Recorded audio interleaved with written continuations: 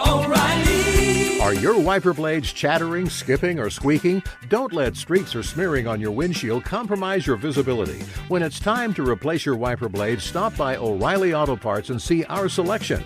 Our professional parts people will even install your new wiper blades while you wait. Stop by O'Reilly Auto Parts today. O'Reilly Auto Parts.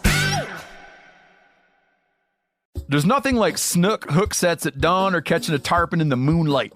Find your next fishing trip made easy on fishingbooker.com and experience the magic of the Sunshine State or any other destination on your fishing bucket list. Book a blue water adventure in search of sailfish or go snapper fishing with the kids. With over 6,000 captains and trips to choose from, planning your next one just got a whole lot easier. Download the Fishing Booker app on the Google Play or App Store, or visit them online at fishingbooker.com to book your trip today. You ever get that feeling the walls closing in, the concrete jungle suffocating you? You crave some wide open spaces, the chance to connect with nature, maybe in a spot all your own. Well, head over to land.com. They've got ranches, forests, mountains, streams, you name it. Search by acreage. You can search by location. You can search by the kind of hunting and fishing you're dreaming of. Land.com. It is where the adventure begins.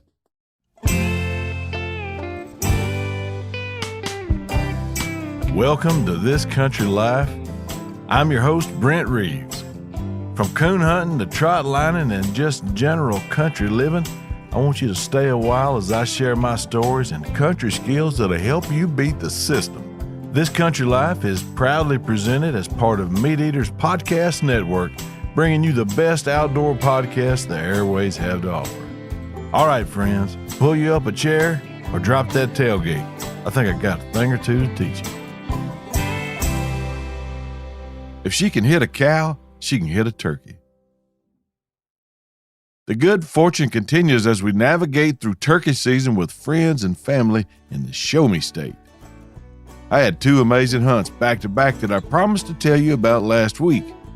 There were two firsts, and they were 15 hours apart.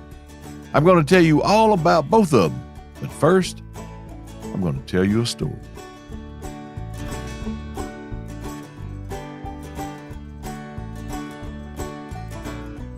We've got another listener-submitted story that I'm going to tell you this week, and it perfectly fits the message of our second helping of hunts coming together. It was sent in by This Country Life listener Jordan Crawford from Winnsboro, South Carolina. This is one prime example of a plan coming together and staying focused when you think maybe it didn't. Without further ado, in Jordan Crawford's words and my voice, here it is.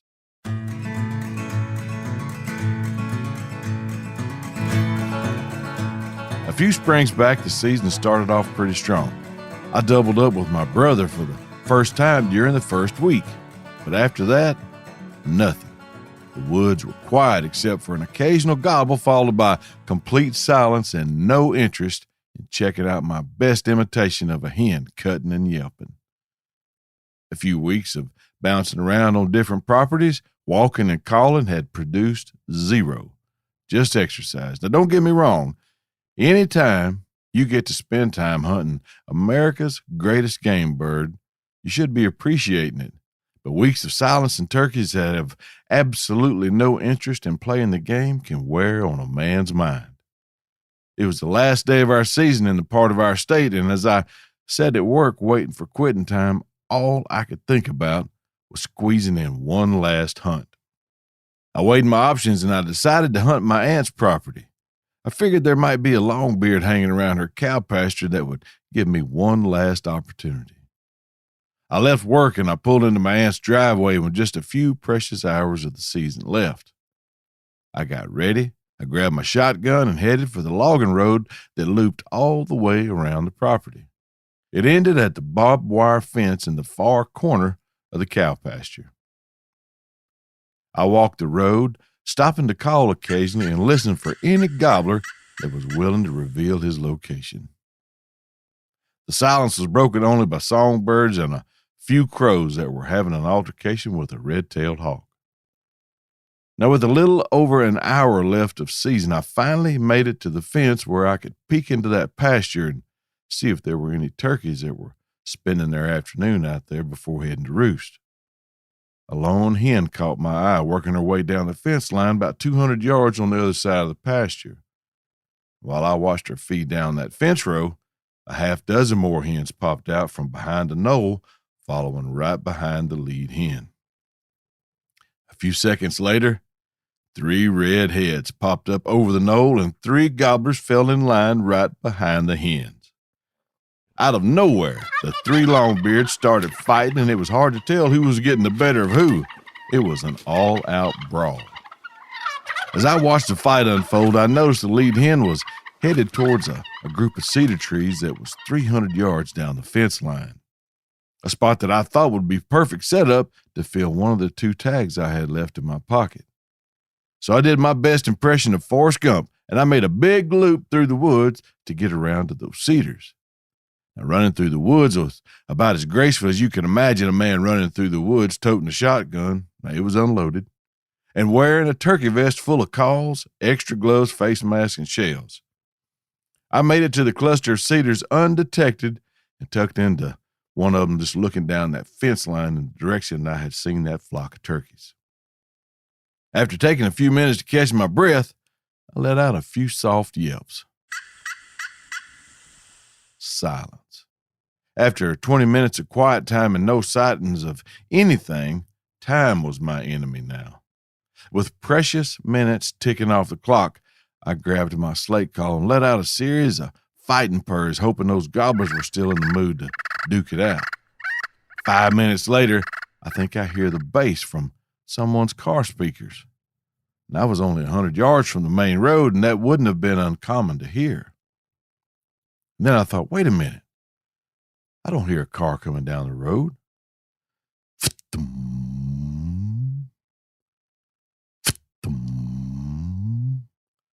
Hold on. That's a gobbler drumming, and it's directly behind me. I slowly turned my head and I peeked through the limbs of that cedar tree to see a gobbler in full strut at 20 yards.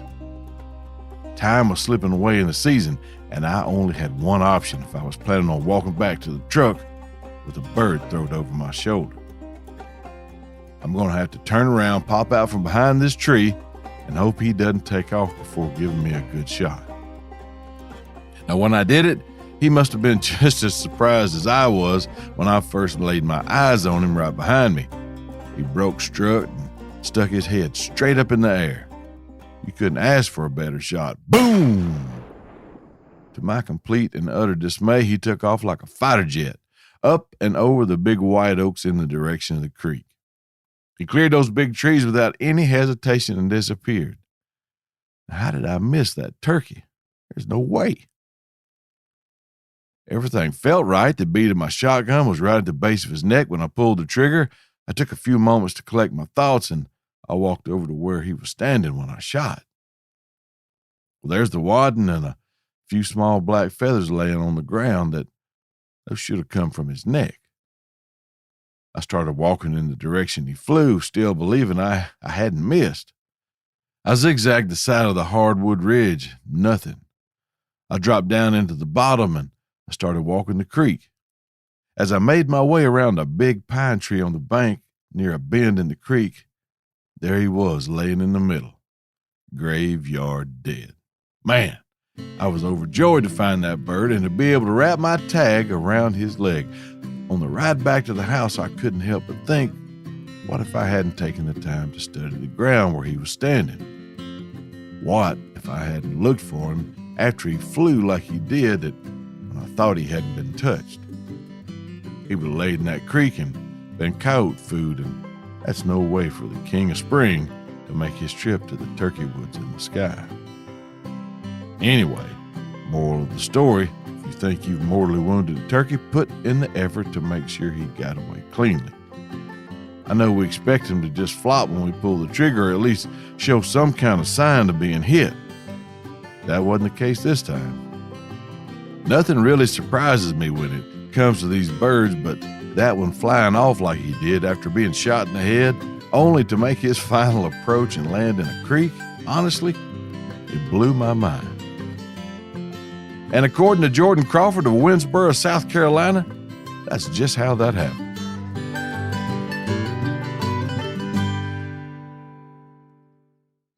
There's nothing like snook hook sets at dawn or catching a tarpon in the moonlight. Find your next fishing trip made easy on fishingbooker.com and experience the magic of the Sunshine State or any other destination on your fishing bucket list. Book a blue water adventure in search of sailfish or go snapper fishing with the kids. With over 6,000 captains and trips to choose from, planning your next one just got a whole lot easier. Download the Fishing Booker app on the Google Play or App Store, or visit them online at fishingbooker.com to book your trip today. O'Reilly Auto Parts are in the business of keeping your car on the road. O'Reilly Auto Parts offer friendly, helpful service and the parts knowledge you need for all your maintenance and repairs. If you're confused about what part you need, like what wipers are going to be the best, what replacement headlights are going to be the best, go into O'Reilly and talk to the people that work there, because they're great and they're super friendly, and they'll get you squared away where you walk out knowing you got the right thing. They've got thousands of parts and accessories in stock, either in-store or online, so you never have to worry if you're in a jam. Do you need your windshield wipers replaced? You need a brake light fixed? You need some quick service? They'll help you find the right part or point you to the nearest local repair shop for help.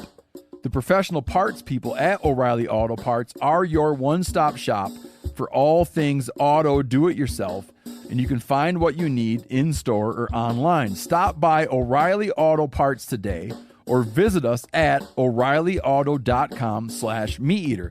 That's O'ReillyAuto.com/MeatEater. We've all seen plenty of gadgets and fads come and go, but there's one product that stood the test of time: Seafoam motor treatment. Now, lots of hunters and anglers know that Seafoam helps engines run better and last longer. It's really simple. When you pour it in your gas tank, Seafoam cleans harmful fuel deposits that cause engine problems. I'm talking stuff like hard starts, rough engine performance, or lost fuel economy. Seafoam is an easy way to prevent or overcome these problems. Just pour a can in your gas tank and let it clean your fuel system. You probably know someone who's used a can of Seafoam to get their truck or boat going. You do know someone. Me. I've been using it for years. Really. People everywhere rely on Seafoam to keep their trucks, boats, and small engines running the way they should the entire season. Help your engine run better and last longer. Pick up a can of Seafoam today at your local auto parts store or visit SeafoamWorks.com to learn more.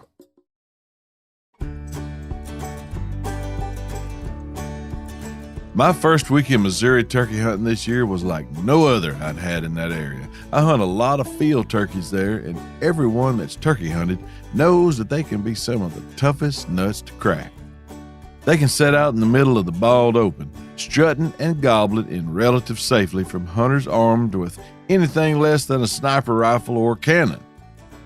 Now, Missouri has yet to allow those two platforms for the legal take of Meleagris galapavo silvestris, the scientific name assigned to the object of my obsession by old Carolus Linnaeus of Sweden way back in 1758, some 227 years before I would send my first one to the promised land. Nice job, Carolus, but turkey is way easier to spell.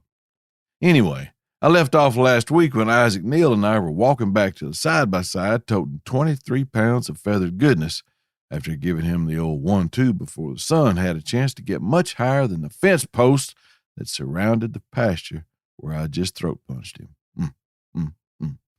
I had no idea what was in store for me over the next 24 hours, and had I known, I wouldn't have been able to sleep that night. I'd actually planned on taking a nap that afternoon at Toby and Mary's house.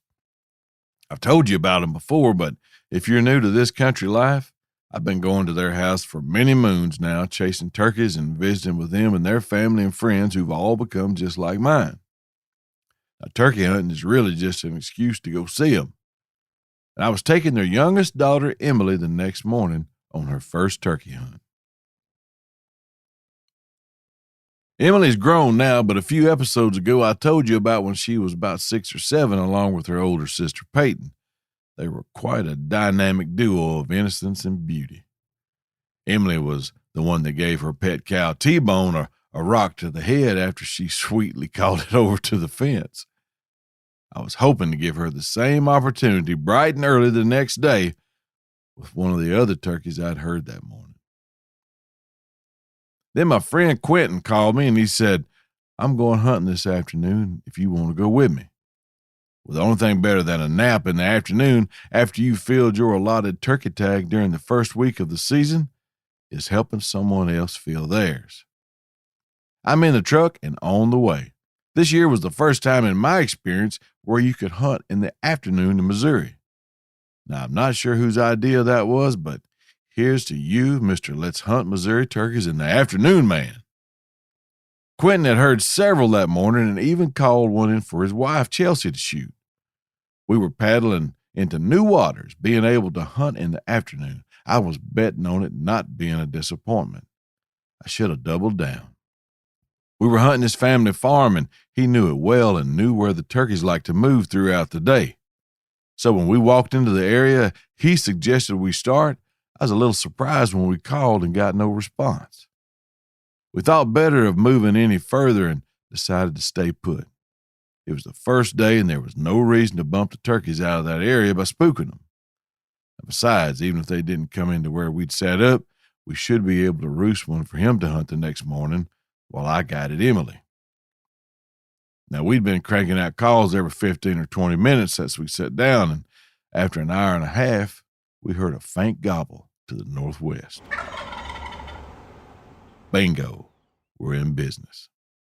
Now, patience and time were on our side once again. We each fought the urge to call very often, and when we did, we didn't do a whole lot of excited calling or cackling, mostly just yelps loud enough to let him know that where we were and we were inviting him to come join the party. About 20 minutes into the game, and with him ever so slowly sounding closer, another one fired off to the southwest. How fortunate. We were set up in some cedar trees at the top of a ridge line that had a pasture to the east behind us and woods to the west in front of us where the turkeys were. Now, had there been more leaves on the trees and bushes, we'd have probably gotten up and moved a little closer, cutting the distance and splitting the difference between them. If they didn't have hens with them, they should come on in. If they ran into some between where they were now and where we sat, that might shut them up and we might not even hear another peep. That would be the only motivation to get closer. But the leaves were still a week away from putting out to any consequence, and you could see forever down through the woods. Moving closer was a gamble we couldn't afford to take, so we waited and we listened. And for the next 45 minutes, we were treated to a lot of mid-afternoon gobbling while they moved ever so slowly, closer to where we sat up. Then when I thought they'd never get here, they were. They got together at about 60 yards, one of them strutting and the other one walking right behind him as they approached the two decoys that we'd set out in front of us. A hen and a 3/4 strutting Jake were at 20 yards and in exactly the wrong spot. I set them up thinking the turkeys approaching would be at a bigger angle, but they came out right in the open and were walking straight toward us with the decoys directly in between. Now, why is this not ideal, you ask? Well, you turkey hunters know it gives them more of an opportunity to look past the decoys and see us than if they'd had their attention been focused off to one side or the other. The strutter was on his way to start slinging hands at that Jake when the dude that was following him smelled a rat and started to make tracks out of there quicker than he'd made them in. The strutter forgot all about wanting to beat up my decoy and was doing his dead level best to get back from whence he came when Quentin sent him a load of lead shot at 20 yards. It was a swing and a miss. Both turkeys flew at the sound of the shot and lit at about 50. This time, he was right on the noggin, and I just watched my friend shoot a gobbler on Missouri's inaugural afternoon season opener. Nice job, Boom Boom. What a perfect day. Now, counting my turkey that I told you about last week, that was 2 setups on 2 hunts on the same day, with 2 turkeys getting smashed. We walked out and I headed back to Toby's. I hadn't been there long when old Quentin Boom Boom sent me a text of his dad sitting behind a big turkey. Apparently, he'd got home and heard one gobble behind his house not long after he got there, and he called his dad. Dad came over and they called it in. My gosh, would this carnage ever end? The next morning, I was back at my old stomping grounds with Emily in tow, and we were standing where I stood the morning before that I described in last week's episode. I owled, and right at gobbling time, I got an answer on the ridge to the west of where we stood about 300 yards away. I picked out a tree for Emily, and we listened to that turkey gobble for quite a while. When fly-down time came, I gave him a few tree yelps, and he answered immediately. I beat on my chest, imitating wings flying down on the ground, and he answered that too. Then for the next 20 minutes after he hit the ground, he answered me every time I called to him. I didn't call much, just enough to keep up with him and to make sure he was interested. I had the decoys straight out west in front of Emily at the edge of the food plot. The gobbler would enter from the north and walk south to where we'd set up. My plan was to have him at stabbing distance, solely focused on the Jake decoy when Emily got the green light to shoot. And he must have read the script, because that's just what happened. It was turkey planning and execution to perfection.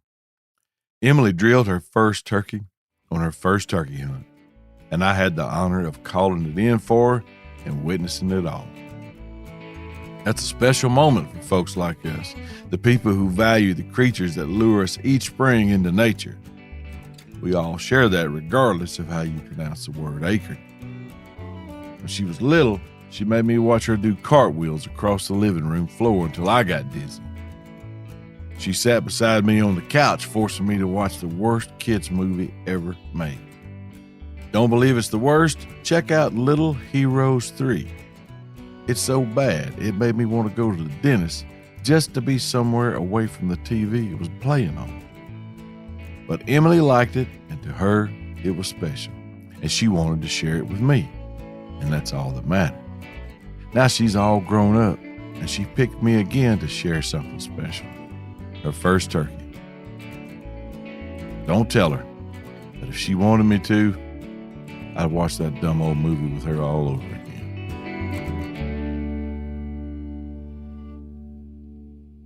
That's going to about do it for me this week. I'm so thankful for all of you that have shared your stories with us. And man, do we have a lot of them to go through.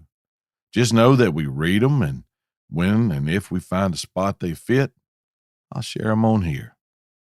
If you don't hear me read yours, just know that we appreciate your efforts in sending them in, and hopefully we'll eventually have a place to put them. Y'all keep them coming. I haven't read a dud yet. Stories are just like biscuits. They're all good. Some are just better known. Until next week, this is Brent Reeves signing off. Y'all be careful.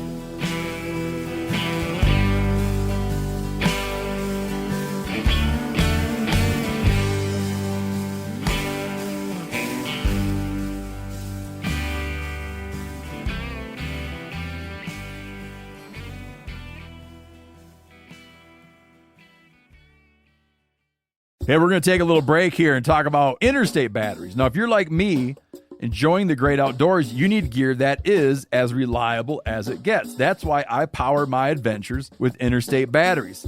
I use interstate batteries in my boats. I use interstate batteries in my camper. Great for your truck, too. From Alaska to Montana, they're outrageously dependable. Battery is essential.